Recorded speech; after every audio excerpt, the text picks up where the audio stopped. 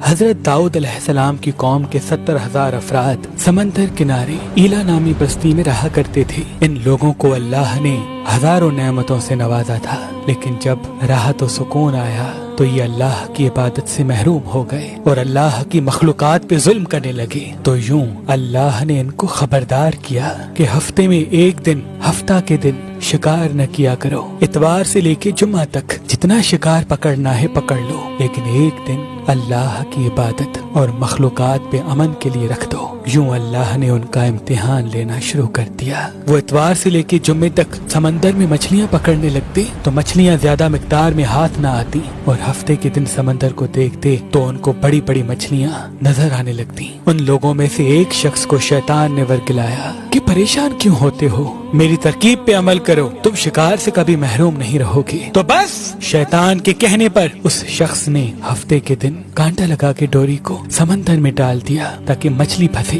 اور شیطان نے کہا اس مچھلی کو تم اتوار کے دن نکالنا، اور یوں ہفتے کی حرمت بھی باقی رہے گی اور تمہارا شکار بھی ہو جائے گا۔ بس شیطان کی بتائی ہوئی ترکیب پہ ہفتے کے دن مچھلی پھنسی رہی اور وہ اتوار کے دن نکالتا اور خوشی سے کھاتا۔ جب آس پاس کے لوگوں نے پوچھا تو ان کو بھی یہ ترکیب بتانے لگا، اور یوں اس قوم کے کچھ لوگ ہفتے کے دن مچھلی پکڑنے کے لیے جال پھینکتے اور اتوار کے دن نکالتے، اور کچھ نے تو اس سمندر میں سے نالیاں بنا کے چھوٹے چھوٹے تالاب بنا دیے، کھڈے بنا دیے، تاکہ ہفتے کے دن جیسے ہی مچھلیاں یہاں سے گزریں تو ان تالاب میں پھنس جائیں اور ہم اتوار کو ان مچھلیوں کو نکال کے پکا کے کھائیں گے۔ اس گاؤں میں کچھ اللہ کے خاص بندے بھی موجود تھے جو کہنے لگے، اے لوگو، اللہ نے ہفتے کے دن شکار کرنے سے منع کی ہے۔ یہ جو تم جال پھینکتے ہو یا چھوٹے چھوٹے تالاب بناتے ہو، ان میں ہفتے کے دن اگر مچھلی پھنستی ہے تو یہ شکار ہفتے کے دن کا ہوگا۔ اللہ کے عذاب سے ڈرو، اللہ کی نافرمانی نہ کرو۔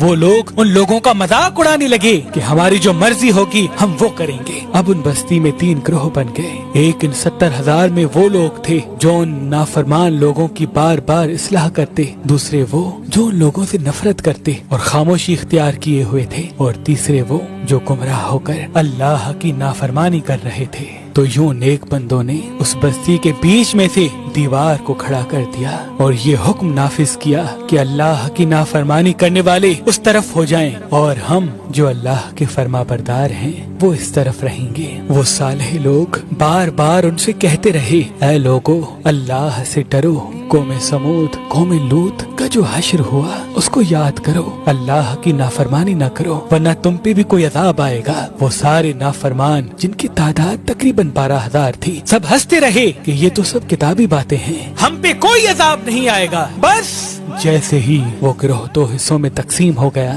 ایک وہ جو اللہ کے فرما بردار بندے دیوار کے اس طرف تھے، اور دوسرے وہ جو نافرمان بندے جو دیوار کے اس طرف تھے۔ وہ نافرمان پوری رات ہنستے رہے، مذاق اڑاتے رہے، اور وہ اللہ کے خاص بندے دیوار کے اس طرف اللہ سے معافی مانگنے لگے۔ بس جیسے ہی صبح ہوئی، وہ نیک صالح انسان اٹھے، انہوں نے محسوس کیا کہ دیوار کے اس طرف سے کسی انسان کی آواز نہیں آ رہی۔ جیسے ہی دیوار کی اس طرف چڑھ کے دیکھنے لگے کہ سارے کے سارے وہ لوگ بندر کی شکل میں تبدیل ہو چکے تھے اور بندروں کی حرکت کو انجام دے رہے تھے۔